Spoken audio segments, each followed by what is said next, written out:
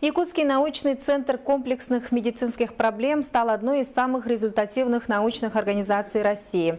На днях Федеральное агентство провело оценку деятельности более 600 подведомственных институтов.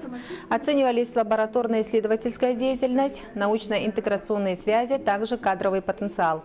Отметим, что работники центра провели более сотен экспедиций и исследований. По итогам одного исследования ученые-этнографы доказали, что коренные жители наиболее близки к народам Южной Сибири, а также установили, что заселение территории Якутии происходило в основном с регионов Забайкалья и Прибайкалья.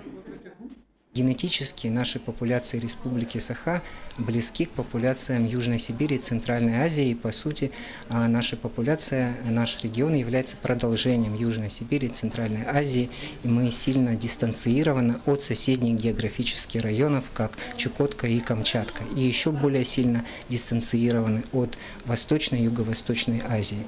Это говорит о том, что наши популяции долгое время развивались автохтонно.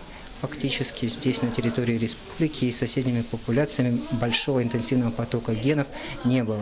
Но большую близость нашей популяции обнаруживают именно с популяциями Южной Сибири и Центральной Азии.